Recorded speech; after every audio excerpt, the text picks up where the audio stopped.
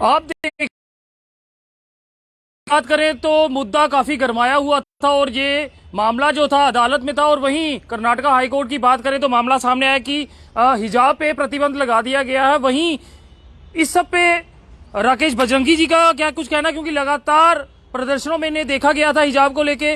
राकेश जी क्या कुछ कहेंगे? देखिए, सबसे पहले मैं बता दूं कि कई मुद्दे हैं। इसको सांप्रदायिक बड़ा हिट हुआ था, जगह जगह सड़कों पर गाया जाता था।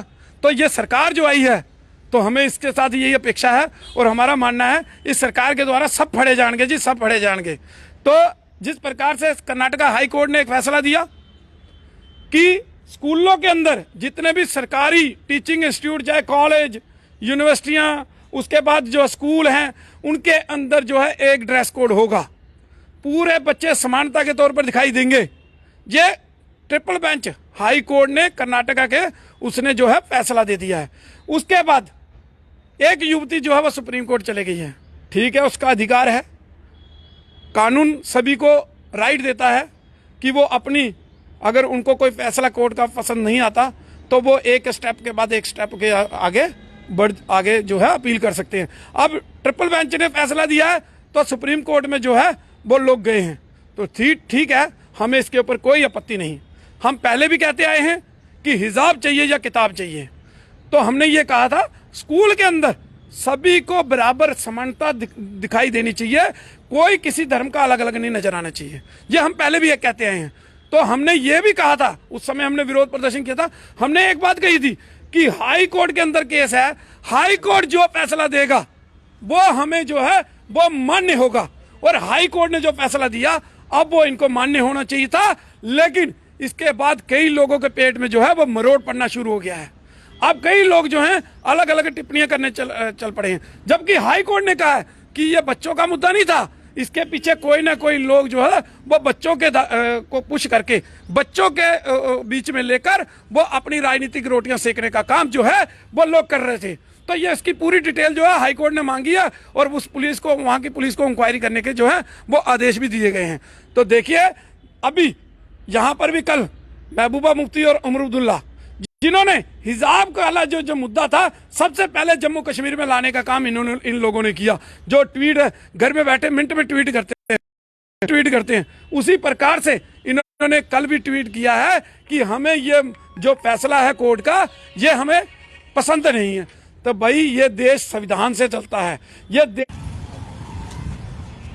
जी देखिए, मैं कहना चाहता हूं कि जिस प्रकार से महबूबा मुफ्ती ने और उमर अब्दुल्ला ने ट्वीट किया, उस ट्वीट के माध्यम से उन्होंने कहा कि हमें हाई कोर्ट का फैसला जो है वो पसंद नहीं है। यह देश उनके पसंद से नहीं चलता, यह देश उनकी मर्जी से नहीं चलता। यह देश चलता है संविधान से, यह देश चलता है यहाँ के कानून से। जबकि हाई कोर्ट की ट्रिपल बेंच ने यह फैसला दिया है तो महबूबा मुफ्ती और उमर अब्दुल्ला के मानने ना मानने से क्या होता है? वो केवल लोगों को भड़काने का काम कर रही है। ये तो वहां के लोगों को अपने साथ साध कर वोट बैंक की राजनीति इस प्रकार से करनी यह कतई अच्छी नहीं है। बच्चों के ऊपर राजनीति करना यह उससे भी बुरी बात है। लेकिन महबूबा मुफ्ती को ये चीजें जो है वो समझ से परे हैं। तो हम ये कहना चाहते हैं कि जो हाई कोर्ट ने फैसला दिया है वो लागू होना चाहिए। सरकार के पास विकल्प खुले हैं, सरकार के पास विकल्प हैं कि इस फैसले को लागू करवाने के। सुप्रीम कोर्ट में अगर वो गए हैं तो वो जब फैसला आएगा तब देखा जाएगा। अब सुप्रीम कोर्ट क्या फैसला देगा वो आने वाले दिनों में पता चलेगा। लेकिन ये ट्रिपल बेंच ने जो फैसला दिया है ये हमारे लिए माननीय है। हमने पहले भी कहा कि कोर्ट जो फैसला देगा वो दोनों समुदाय के लिए मान्य होना चाहिए, क्योंकि देश के संविधान से और देश के कानून से बड़ा कोई नहीं है। द कश्मीर फाइल की बात करें तो कहीं ना कहीं ये विवाद भी अब देखने को मिल रहा है। वहीं 32 साल पुरानी सच्चाई को छुपाने की बात भी सामने आ रही है। देखिए, 32 साल में के बाद यह पता चला कि कश्मीर के अंदर हुआ क्या असल में, किसी ने नहीं बताया। 32 साल में कई सरकारें गई आई और गई, किसी ने इस सच को उजागर करने का काम नहीं किया। कश्मीर फाइल्स की टीम का कि जिन्होंने इस सच को बड़े पर्दे के सामने लाया और बड़े पर्दे के सामने लाया। और ये जो सच है कि 1990 में असल में कश्मीरी पंडित समुदाय के साथ हुआ क्या, ये चीजें सामने आई हैं। लोग कहते थे कश्मीरी पंडित भाग गए, कश्मीरी पंडित भाग के आए हैं। अब ये पता चला कश्मीरी पंडित भाग के नहीं, उसको भगाया गया है।